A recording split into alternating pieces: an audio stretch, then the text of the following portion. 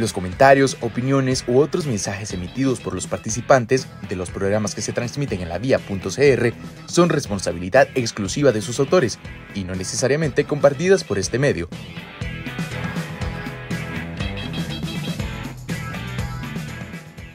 El 25 de julio de 1824 tuvo lugar un evento que para algunas personas pasa inadvertido o simplemente no comprenden la importancia y trascendencia del mismo. Este año se celebran 199 años y estamos a solo un año de celebrar su bicentenario. El día de hoy vamos a hablar sobre la anexión del partido de Nicoya y para este tema tan importante contamos con la presencia del doctor don Óscar Aguilar Bulgarelli, que nos complace con su conocimiento. Así que, don Óscar, muchas gracias por este espacio que nos va a brindar y todo el conocimiento y demás que vamos a aprender el día de hoy. No, con mucho gusto, estoy para servirles. Encantado de estar conversando sobre historia de Costa Rica. Y yo aprovecho este primer programa con ustedes para felicitarlos de todo corazón, porque me alegra mucho que dos personas jóvenes, que inclusive, pues sí, tal vez alguno de ustedes dos tiene algo que ver con la disciplina de la historia, tal vez el otro no voy a decir cuál sí, cuál no, pero me alegra mucho que dos personas jóvenes se interesen por la historia de Costa Rica, porque es un momento muy álgido para el país, un momento muy grave para Costa Rica, que desde hace 30 o 40 años viene un proceso absolutamente consciente de ignorar o de llevar a la población a la ignorancia de nuestra historia, como un elemento importante que facilite la dominación mental del país. Y cuando yo veo que dos personas jóvenes como ustedes hacen este esfuerzo intelectual, económico, para dar por esta vía el conocimiento de la historia del país a la población, sinceramente me alegra. Así es que con mucho gusto colaboro, por supuesto, y además los felicito de corazón por lo que están haciendo. No, muchas gracias, don Óscar. Muchísimas gracias. Muchas gracias, don Óscar. De verdad que lo intentamos y para eso queremos hoy tocar este tema tan importante. Yo siento que en la elección del partido de Nicoya se ha tratado de tergiversar y han habido muchos mitos, hay mucha como desinformación alrededor del tema que nos ha llevado a confusión, y por eso yo creo que es importante, y tal vez como para dar inicio, creo que sería, o mi primera pregunta sería, ¿por qué el partido de Nicoya? Primero que todo, ¿por qué se llama partido? Y un poquito el contexto. En primer lugar, hoy estamos conversando el día que declararon feriado a raíz del hecho histórico de la anexión del partido de Nicoya. Realmente, la celebración histórica es mañana. Se ven políticos, todos los economistas, todos los turistólogos, todos los que quieran que se celebre hoy para que haya más gente bañándose y bajándose el ombligo en las playas de Guanacaste, pero lo cierto es que la festividad irreal e histórica es mañana, porque las cosas suceden un día y yo no las puedo cambiar para otro. Si fuera así, un día vamos a ver, no sé, el sábado y el domingo de Ramos celebrando el jueves y el Viernes Santo, ¿verdad? Yo no sé, son capaces de hacer y con tal de encontrar una finalidad económica a las cosas. Pero bueno, vamos a lo nuevo. ¿Qué es un corregimiento o qué era un partido dentro del concepto de la administración colonial? Fundamentalmente era una población importante, en este caso Nicoya, a la cual se le adscribía un determinado territorio, un territorio más o menos no era necesariamente pequeño, como era realmente el corregimiento o partido de Nicoya, que para ubicar a la gente es todo lo que llamamos la bajura guanacasteca, o sea, desde Costa Rica llegaba hasta el río Salto, que está antes de llegar a Liberia. Bueno, imagínense toda esta parte hacia el norte y hacia lo que es Filadelfia, Santa Cruz, Nicoya, Nandayor, etcétera, etcétera. Toda esa bajura era el partido de Nicoya. Y entonces estaba regido por un corregidor o un alcalde mayor. A este se le llamó corregimiento, se le llamó partido, se le llamó también alcaldía mayor. Eran términos más o menos semejantes. Y en una primera instancia, estos territorios fueron asignados, ¿sí?, a la provincia de Nicaragua. Eso hay que tenerlo claro.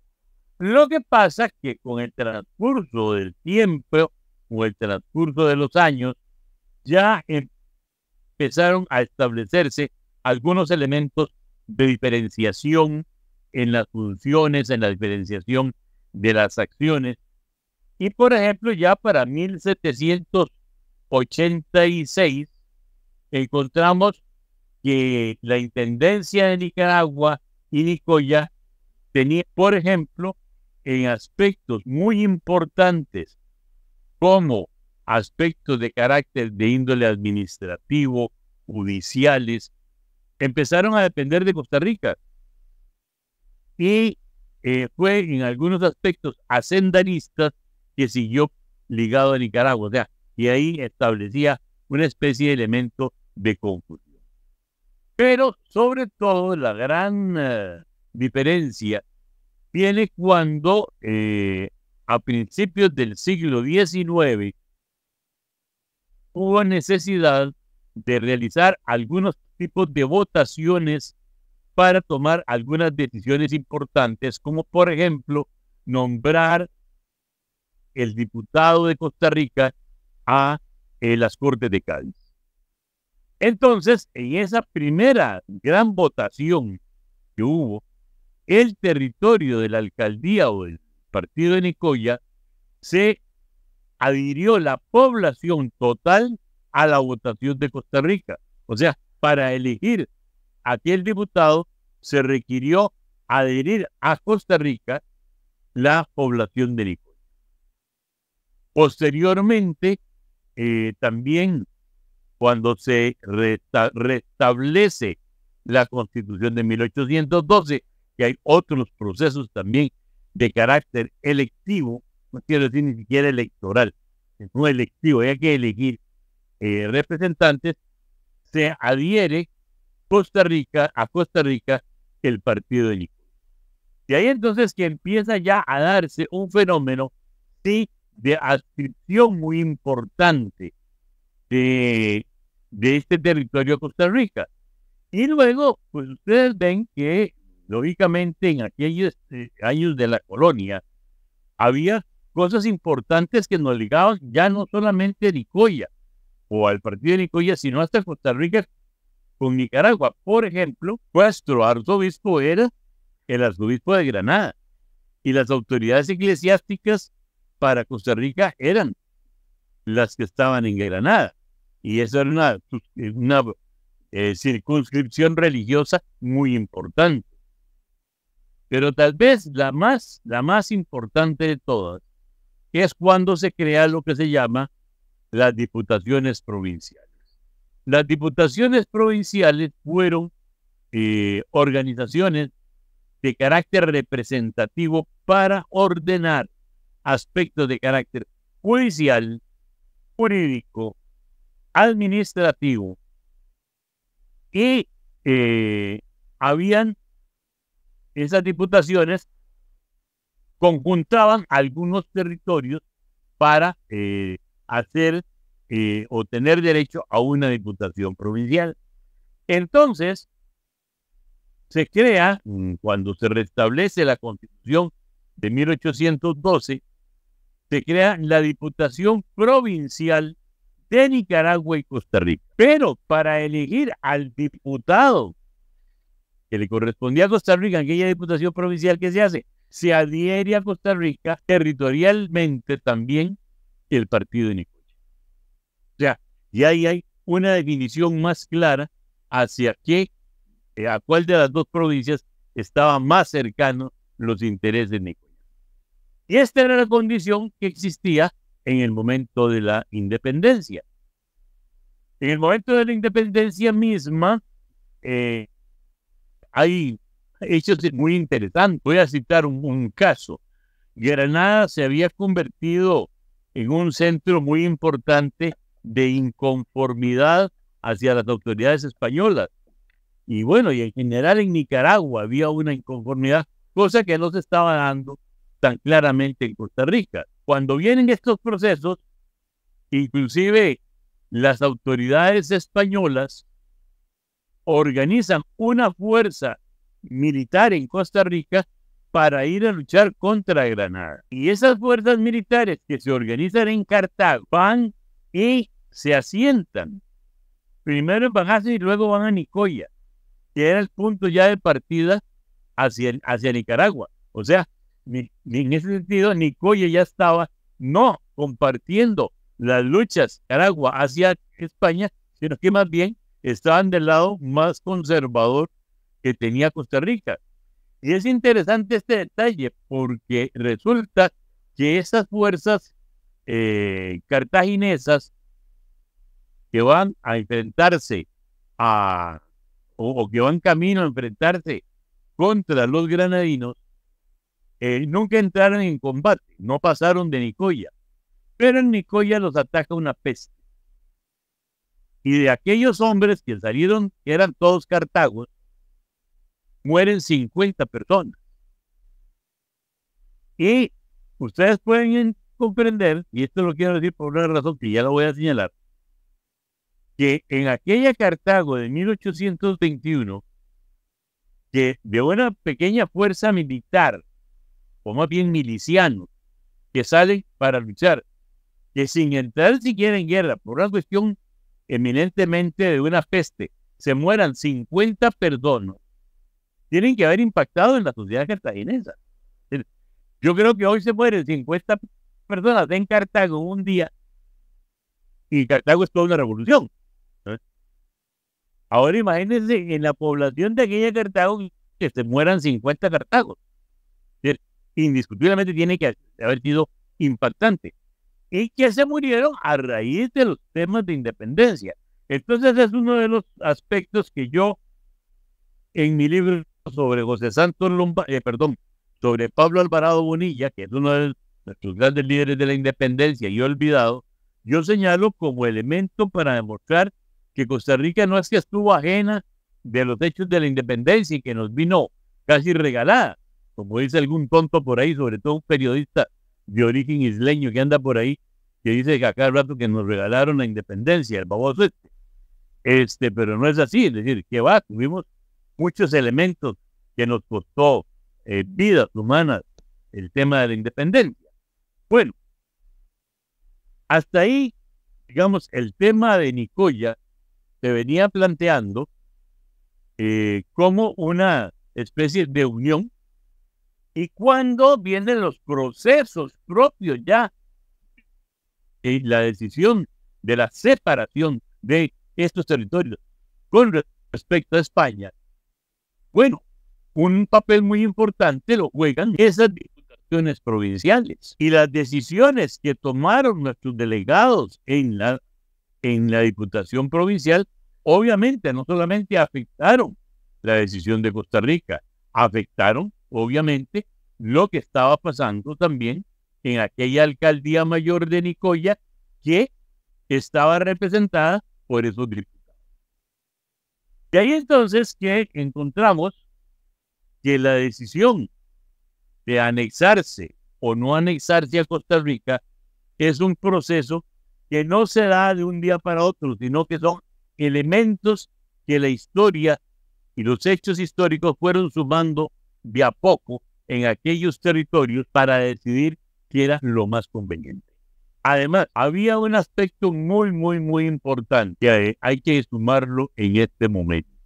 Los territorios, lo que es hoy Guanacaste, pero especialmente esa Bajura, todo lo que era la alcaldía mayor de Nicoya, eran territorios fundamentalmente ganaderos.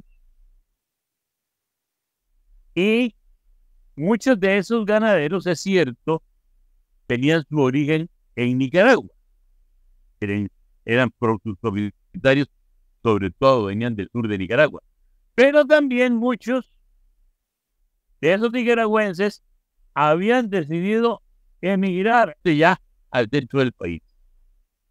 Y a su vez, muchos familiares y muchas personas de cierto dinero de Cartago y San José habían decidido ir a hacer sus explotaciones agrícolas y ganaderas a Guanacaste, a esta zona.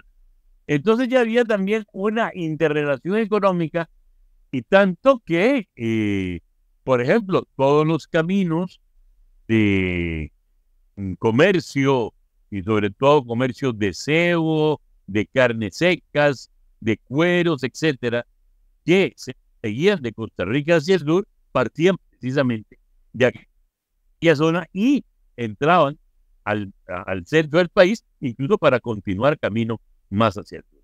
Todos estos elementos económicos y sociales son muy importantes tenerlos en cuenta para entender por qué se llega un momento para que esa bajura guanacateca de Liberia, Filadelfia, Santa Cruz, Nicoya, etcétera, tenía que tomar la decisión de anexarse o no anexarse a Costa Rica. ¿Cuál es la decisión que toman estos pueblos para anexarse? Y ahí hay una división de criterios. ¿Por qué?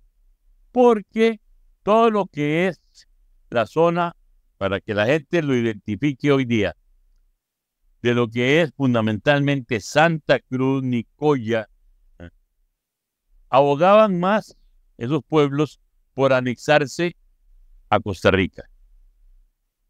En cambio, Liberia tenía una actitud de mayor separación de lo que era Costa Rica. Sin embargo, va a prevalecer el criterio del sur, de la bajura.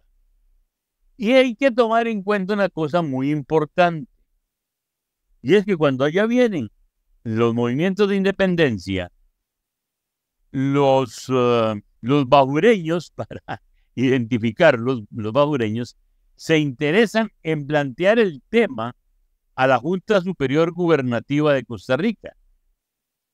Y la Junta Superior Gubernativa de Costa Rica decide que es conveniente a los intereses de la todavía provincia anexar los territorios de la Alcaldía Mayor de Nicoya. En esto, están en ese proceso cuando viene algo muy, muy importante, y es el establecimiento del Congreso en Guatemala, que va a crear la República Federal Centroamericana. Nuestro delegado en ese Congreso fue don Pablo Alvarado Bonilla también, hombre que tiene enorme importancia en la historia del país. No solamente ya nos había dado el pacto de Concordia porque salió de su propia mano su elaboración, sino que a su vez él y su hermano, que era un cura que estaba ejerciendo el sacerdocio en Guatemala, son nombrados como los diputados de Costa Rica en el Congreso de Guatemala, y con los votos de quienes van a ser nombrados diputados, precisamente con los votos de Nicoya y Costa Rica, con la suma de la población de la zona. Bueno, estando Pablo Alvarado de diputado allá, recibe el Congreso la solicitud de la Junta costarricense pidiendo que aquella asamblea constituyente anexe los territorios del partido de Nicoya, Costa Rica. Y esta fue una decisión tan importante porque mientras en lo que es hoy Guanacaste, Tabajora discutía un poco con la altura para que la gente se ubique, si se unían o no. El Congreso de Guatemala decide que se anexe esos territorios a Costa Rica. O sea, anexa ya por un acuerdo del orden constitucional, regional, porque era para la República Federal, esos territorios para Costa Rica. Debo decirles de que esto tuvo su proceso. No fue que llegó la solicitud de las autoridades costarricenses y el Congreso Constitucional lo aprueba. No. También dentro de ese Congreso había delegados de Nicaragua que se opusieron, por supuesto. Y también hubo las respectivas consultas a las autoridades en Nicaragua, buscando su opinión, que obviamente ahí fueron opiniones contrarias. Eso no hay que ocultarlo, no hay que olvidarlo. Sin embargo, al final, la decisión fundamental y muy mayoritaria fue que esos territorios debían anexarse a Costa Rica. Esa decisión llega en el momento crucial en el que en Nicoya se está tomando la decisión en 1824 de anexarse. Entonces, este elemento que viene de Guatemala es una decisión muy importante, porque tiene un peso jurídico muy grande también en las decisiones que aquel cabildo abierto hecho el 24, en el año 24, el 25 de julio del año 24, con los habitantes de Santa Cruz y de Nicoya, repito, esa decisión legal del Congreso tiene un peso muy importante en aquella decisión. Y aquí hay una cosa que yo quiero resaltar, porque se ha señalado históricamente de que aquellos pueblos reunidos en cabildo abierto tomaron esa decisión. Y la gente a veces no tiene idea de lo que era un cabildo abierto. Es más, institución que todavía hoy existe y la gente no la usa. Si la gente hoy día usara lo que es todas las potestades que le da en un municipio el cabildo abierto, créame que más de un alcalde estaría en su casa hace rato, porque ya lo hubieran echado. Es la única institución, dicho entre paréntesis, la única institución cuyos miembros son de elección popular, que bendito Dios tienen en este momento todavía derecho al voto revocatorio. El pueblo de un municipio es el único que hoy día tiene derecho a revocar el nombramiento a un alcalde o a sus regidores. Esa es una cosa que todavía perdura y la gente no lo usa. Imagínense qué maravilla que pudiéramos tener el voto revocatorio para diputados y presidentes de la República, pero eso lo hemos tratado de pelear desde hace muchos años, varios costarricenses, y no lo hemos logrado. Pero bueno, eso es punto de aparte. Les decía entonces que se reúnen en cabildo abierto. ¿Qué era un cabildo abierto? ¿O qué es un cabildo abierto? Es la reunión en asamblea de todos los habitantes con derecho a ciudadanos de un municipio. Ahí no hay cuestión de que yo lo voy porque yo soy don fulano o don sutano, o yo tengo tal ingreso, o yo tengo tal estudio, o yo soy la autoridad de tal. No. Todos los que estén inscritos en un municipio tienen derecho a voto. En este caso, por ejemplo, todos aquellos que sean mayores de edad y punto. Pueden ir a una asamblea a tomar decisión. Bueno, en aquel momento se reunieron en cabildo abierto todos los ciudadanos que en aquel momento tenían el derecho a participar en aquella asamblea, que sí era un sistema un poco censitario, si ustedes quieren, obviamente, era mucho más restringido, si ustedes quieren, pero que significó de que fueron las autoridades civiles, eclesiásticas, militares y además el pueblo, los señores del pueblo, las autoridades eclesiásticas, los sacerdotes, en fin. Fue una realmente reunión importante en donde el pueblo fue el que tomó la decisión. Fue una decisión de participación popular, podríamos llamarlo hoy día sin lugar a dudas. Bueno, pero no fue que aquello todo fue miel sobre hojuelas, porque los liberianos siguieron de majaderos queriendo estar separados de aquella decisión, y no fue sino hasta el año siguiente, el 18 de marzo de 1825, que ya los liberianos terminan por aceptar también la unión a Costa Rica y al partido, junto con todo el partido de Nicoya. Y entonces ahora resulta que han surgido una cosa muy interesante, una discusión que sobre todo ha surgido este año, y es si se debe decir que lo que estamos celebrando es la anexión o la agregación. Y bueno, si nos vamos al acta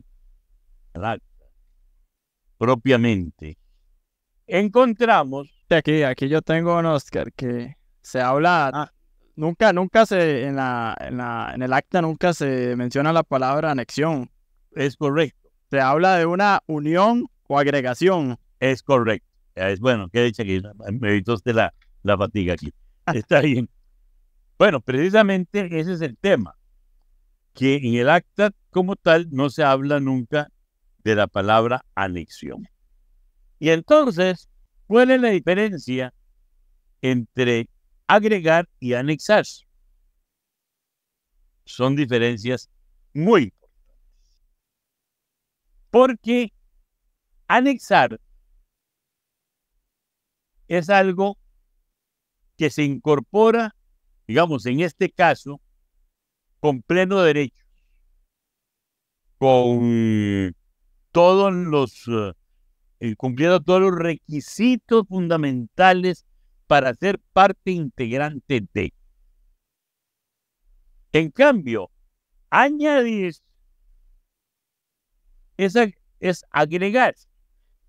O sea, si yo añado algo, si yo añado un alero al patio de mi casa, posiblemente ese alero no va a contar con algunas de las ventajas que tiene el resto de la vivienda. A lo mejor no tiene luz, a lo mejor no tiene agua, a lo mejor no le hago un servicio sanitario. En fin, es un agregado. No tiene todas las condiciones. Y ese matiz es muy importante. Y si a mí me dicen que cuál de los dos términos prefiero, obviamente, aunque no esté en el acta, pero que surge posterior el concepto de anexión, obviamente prefiero el concepto de anexión. ¿Por qué? Porque al anexar estoy incorporándolo con todos los derechos, con todas las condiciones, pero a su vez esa población ya específicamente está aceptando todas las normas institucionales de aquel estado al cual se están anexando. Y pasa a ser parte integral en forma absoluta y no un añadido. Un añadido. Eso es como cuando tal vez alguien tiene una camisa y ya no le queda, entonces le abren los costados para hacer un añadido y que le quede la camisa, pero obviamente ya no es parte integrante de la camisa. Es decir, todo lo que es añadido va de más. pero no consta de todas las condiciones de la parte principal. Y para mí esa parte sí fue muy importante. Sí, porque inclusive en el acta se menciona que pues el acta está compuesta por muchas de las razones, que eso también era el tema que me gustaría tocar, como si pudiéramos hablar un poquito del acta, incluso o sea, de quienes firmaron, o tal vez no todos, porque son muchísimas firmas, pero personajes importantes y el acta en sí, porque incluía como todas las razones. Ellos ponen las razones de por qué se están uniendo a nosotros. Claro, no, obviamente. Es decir, el acta tiene un valor que va más allá de la palabra. Al decir todas las razones por las cuales se están incorporando o se están anexando, y entonces señalan, por ejemplo, las razones de la paz, señalan las razones políticas, los beneficios económicos, las comunicaciones, qué sé yo, hay una cantidad importante de razones que le dan una visión de integralidad a la justificación fundamental de la anexión.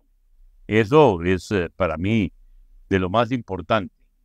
Sí, porque ahí Costa Rica venía entrando el auge del café. Entonces, claramente eso me imagino que jugó un papel importante. Y también lo que es de Nicaragua, ahí estaba en unos conflictos, ¿verdad? Ahí internos. Entonces, me imagino que también eso Bueno, un poco. sobre esos dos aspectos. Realmente la parte económica y la parte política. Nicaragua ha sido un territorio, primero una provincia y luego una república, que yo tendría que hacer un gran esfuerzo mental para encontrar el momento en que se puede decir que ese país ha vivido una paz desde 1821 para acá.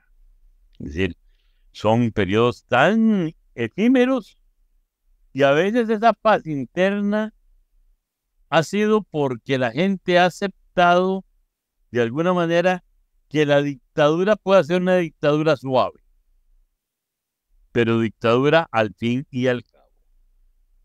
Vamos a ver, déjeme ponerles un ejemplo reciente. En el mismo periodo somocista hubo ahí un periodo en que la gente, hombre, como que este don Luis Somoza no es tan mala gente. Y entonces aceptaron un teatro de una elección para que Luis Somoza fuera presidente un ratito y después se acabó, ¿verdad? Llegó el otro tacho. En fin, un poco de ese tipo de cosas, pero por lo general ha sido un pueblo enfrentado a lo interno casi que permanentemente. Y en aquel momento, obviamente, no fue una independencia a lo interno suave y tranquila, más bien incluso William Walker viene a Centroamérica por los conflictos internos entre liberales y conservadores en Nicaragua. Entonces, pues sí, la gente del partido de Nicoya entienden muy bien que su desarrollo económico dependía también de la estabilidad política. Y en aquella tesitura, si veían para el norte, ¿qué veían? Guerras y conflictos. Si veían hacia el sur, hombre, veían que el asunto no estaba tan conflictivo, que no nos estábamos tirando los trastes a la cabeza, que estábamos discutiendo, pero no eran discusiones que nos llevaran a guerra, como estaba sucediendo en Nicaragua, y que además teníamos una puerta de comercio muy importante hacia el sur del continente. De ahí entonces que en ese sentido me parece que esa percepción que tuvieron los nicoyanos fue también acertada y muy importante para el país. ¿Por qué? Porque a su vez al incorporar esos territorios, nosotros estábamos incorporando unas, no solamente poblaciones muy importantes, sino que estábamos incorporando una serie de elementos que todavía hoy tienen un peso específico de enorme trascendencia. En aquel momento estábamos incorporando una población muy característica, una población que tenía un fenotipo que había sido desarrollado, también es cierto, en el sur de Nicaragua, por eso hay tantas similitudes, especialmente por la relación que se da entre las poblaciones indígenas de los Nicarao y de los Chorotegas con las poblaciones esclavas negras traídas de África, que eran realmente las poblaciones que atendían las haciendas ganaderas en Guanacaste. Y esa combinación fue lo que desarrolló ese fenotipo tan interesante del guanacasteco, que es un poco diferente al resto de la población del país. Realmente el país desarrolla focos de desarrollo cultural diferente. Guanacaste uno, Valle Central otro, la zona atlántica de Limón otro y la zona talamanqueña otro. Son los 4 grandes focos de desarrollos culturales con características propias que tiene el país. Pero eso es cosa que vamos a hablar otro día con mucho gusto. En el caso de Nicaragua, de Guanacaste, bueno, no solamente era un surtidor de productos ganaderos, sino también de granos, maíz, fundamentalmente frijol y algunos otros productos que venían. ¿Y cuál era la salida de todos esos productos? Es muy sencillo. El río Tepisqui a Punta Arenas. Esa era la salida natural de todo aquel comercio. Entonces, ¿hacia dónde salía? Hacia el sur, hacia Punta Arenas y ahí al Valle Central. Entonces sí, se hereda una parte. Todavía el café no estábamos en pleno desarrollo. Recuerden que la primera exportación de café se da en el año 1821 a Panamá y que las primeras exportaciones a Chile se empiezan a dar a principios de la década de los años 30. Entonces, realmente lo más importante era ese aporte económico a través de estos otros productos hacia el Valle Central. Perfecto. Sí, tal vez ya para hablar un poco de la actualidad, de cómo ve usted actualmente, ¿verdad?, la trascendencia en la población, este hecho, si nos puede hablar un poco, ¿verdad?, su pensamiento. Bueno, mire, yo le decía que de esta zona de Guanacaste le damos cosas muy interesantes que forman parte esencial de la cultura nacional. A veces hemos perdido la visión y creemos que la parte de la cultura costarricense fue únicamente la que se desarrolló aquí en el Valle Central. Y no, lo que pasa es que a veces se han logrado ir confundiendo elementos y al confundirse se olvida realmente el origen de aspectos muy importantes de la cultura. Guanacaste nos heredó cosas tan trascendentes y propias de aquella cultura como la marimba, comidas, formas de vestir, formas de hablar. Fueron elementos que realmente conformaron toda aquella región cultural tan importante del cholo guanacasteco, yo con el mayor respeto y cariño hacia los guanacastecos. Ese cholo guanacasteco tiene desde su fenotipo hasta sus rasgos culturales una enorme diferenciación que han aportado enormemente a la conformación de la cultura costarricense. Nosotros no es que haya ya unos cuantos y unos cuantos, no, ya hay una simbiosis de todos estos elementos culturales que forman parte de la cultura costarricense. Mire, hasta el gallo pinto del Valle Central es diferente al gallo pinto de Guanacaste, para ponerlo así en algo muy sencillo. Y no es el mismo el queso que nos comemos en el Valle Central que la cuajada guanacasteca. Igual, los dos salen de la leche, pero son elementos culturales de producción diferentes. Sin embargo, todos vamos incorporando a ellos.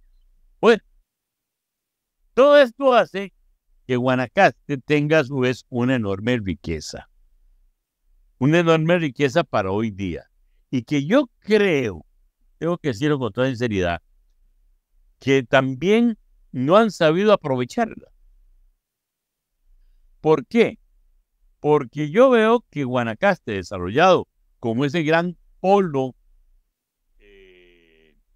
turístico que hay hoy, y que lleva ahí una enorme riqueza que todavía no ha trascendido a la población guanacasteca, sino que es una riqueza que queda en ciertos estratos de inversionistas, muchos de ellos extranjeros, que están en Guanacaste, pero que esa riqueza que produce ese turismo, por más que el aeropuerto de Liberia, a mí no me gusta el nombre que lleva ese aeropuerto y por lo tanto me lo evito, pero sí el aeropuerto que está ahí en Guanacaste Internacional, me parece que toda esa gente que llega ahí deja una riqueza que no trasciende a la población guanacasteca todavía.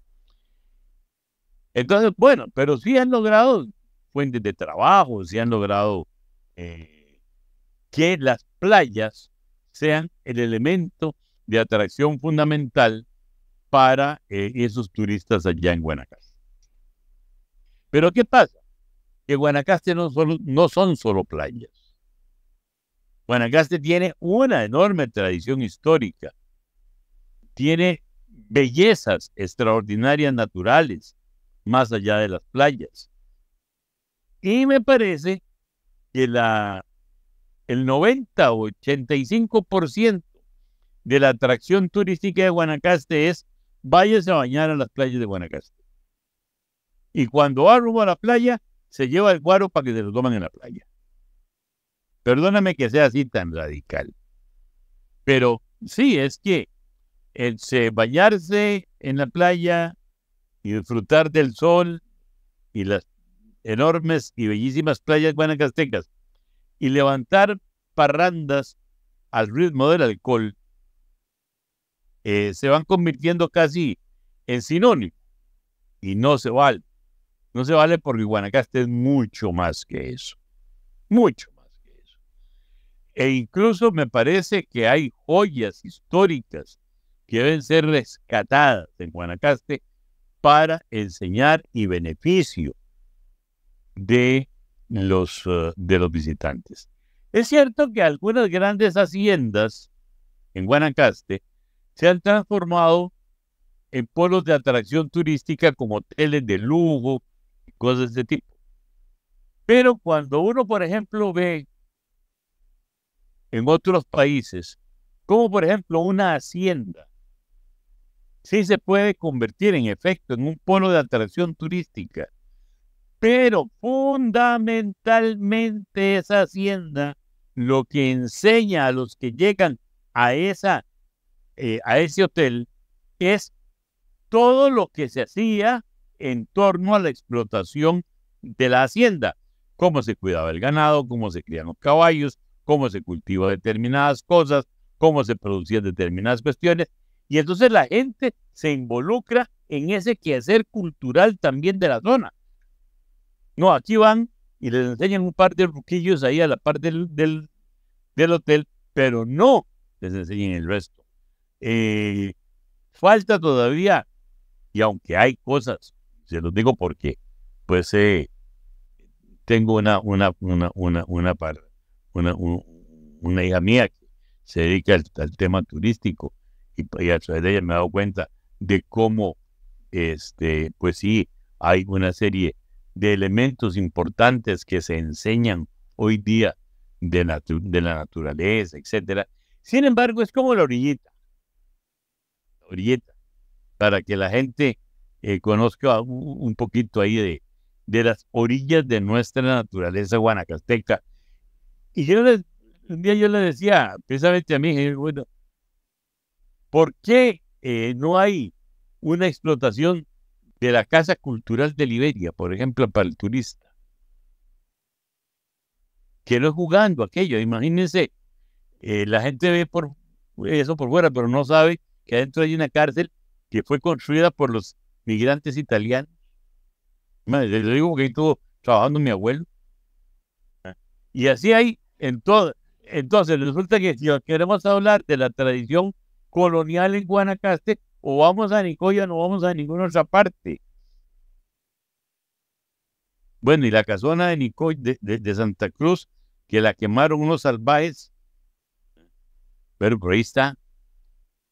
Y la casona de Santa Rosa no es solo la campaña del 56, o la historia de la casona de Santa Rosa no empieza con la guerra del 56. Y los corrales que hay ahí no se hicieron para celebrar las batallas de la campaña 56. ¿Qué era Santa Rosa? ¿Qué era el Viejo? Como elementos de desarrollo económico y social en aquella Guanacaste de aquella época. Los viejos caminos. Yo tengo una fotografía del Guanacaste de principios del siglo pasado, con unos caminos de tierra realmente hermosos. Bueno, ¿qué se hicieron esos caminos? Hay muchos. Vean, déjenme contarles esta historia. Yo, la primera vez que fui a Guanacaste fue en 1952. Era yo un chiquillo de 8 o 9 años que nos llevó papá a la familia a conocer Guanacaste. Y ese viaje yo no lo olvido, porque fue entrar en un zoológico maravilloso, por unos caminos de tierra. Todavía estaba la empresa de Feluco haciendo la carretera a Guanacaste, y a veces nos paraban cuando íbamos en el camino y nos decían, es que vamos a ponerle la dinamita a unas piedras, y entonces uno veía donde estaban dinamitando las piedras para seguir las rectas de Guanacaste, y luego coja usted este camino de tierra que yo tengo ahí, para que tenga usted una idea, de ir de Liberia a Playas del Coco, el viaje fue 3 horas y media. De Liberia en carro. Llegamos que parecíamos momias egipcias, de blanquiticos, de aquel polvazal seco. Era hermoso, pero ¿qué pasaba? Que uno veía cualquier cantidad de venados, monos, iguanas, toda la fauna guanacasteca la ve usted así, atravesar aquellos caminos maravillosos. Pero es un viaje que yo no olvido. Bueno, esa Guanacaste tiene que estar en alguna parte. Y muchas se destruyó en aquellos años, pero muchas se ha reconstruido. Gracias a Dios existen los parques nacionales, que este gobierno actual absurdo no se da cuenta de lo que vale y quiere destruirlo. Cuando tenemos ministros que por ignorancia hablan de explotar petróleos y gases naturales, cuando eso es una economía obsoleta totalmente, y que lo hace nada más porque el ministro de Transportes es un soberano ignorante. Bueno, no se dan cuenta que todo eso que hay hoy bello en Guanacaste se puede explotar turísticamente sin dañar el ambiente. Un ambiente que ha costado reconstruirse. Muy pocos costarricenses conocen, por ejemplo, la famosa Piedra Bruja en Playa Naranjo. Y la gente habla, cuando uno le dice Playa Naranjo, se imaginan otra. No estoy hablando de la Playa Naranjo que está al pie de Santa Rosa. Uno de los lugares más maravillosos que yo he conocido. De la casona de Santa Rosa, Playa Bruja, a Playa Naranjo debe haber, no sé, 3, 4 kilómetros. Y me dicen que el camino es el mismo que yo recorrí 2 o 3 veces allá en los años 50, en donde bajar ahí en carro, aquellos 3, 4 kilómetros duraba 2 horas, porque había que ir piedra a piedra, no caer en el guindo. Bueno, pero hay tantas cosas. Yo no digo que hay que arreglar ese camino para llegar a Playa Bruja, pero que podría haber excursiones muy interesantes de bajar a pie esos 3 o 4 kilómetros para llegar a conocer la Piedra Bruja y las playas de Naranjo y disfrutar un rato y después otra vez para arriba. Sí, en fin, me parece que Guanacaste todavía es una pieza enorme de este país, de una riqueza enorme por explotar, siempre y cuando no solamente lo veamos a través de construir un hotel lujoso con bares muy hermosos para que vayan la gente a disfrutar de licores y algo más. Perfecto.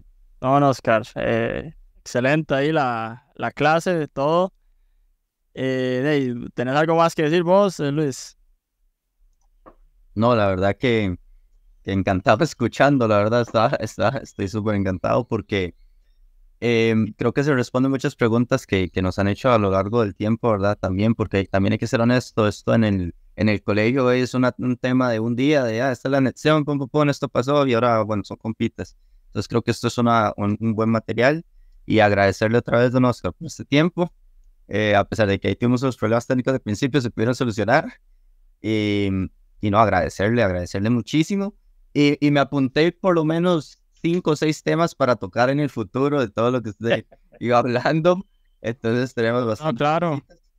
No, el siguiente, que la gente lo espere, y si don Oscar nos regala de su tiempo, de Pablo Alvarado, que ahorita, ¿verdad? Hay que hablar de él, que es una figura súper importante. Pero hablamos de don Pablo. Ah, sí, ese hay que hablarlo, pero de fijo. Así que hay un especial. Claro, sí, sí. Pues muchísimas gracias a ustedes por invitarme. Aquí quedo a las órdenes para otra oportunidad con mucho gusto. Claro que sí. Excelente. Bueno, a la gente ahí que gracias por seguirnos, ahí que le den like al video, suscribirse, ya se pueden hacer miembros, y en Spotify, lo que lo escuchan, dejar las preguntas, sí. Igual ahí, temas en Spotify, en YouTube, para todo está eso. Perfecto. Nos vemos. Bueno, hasta luego. Ya. Muchas gracias. Muchas gracias.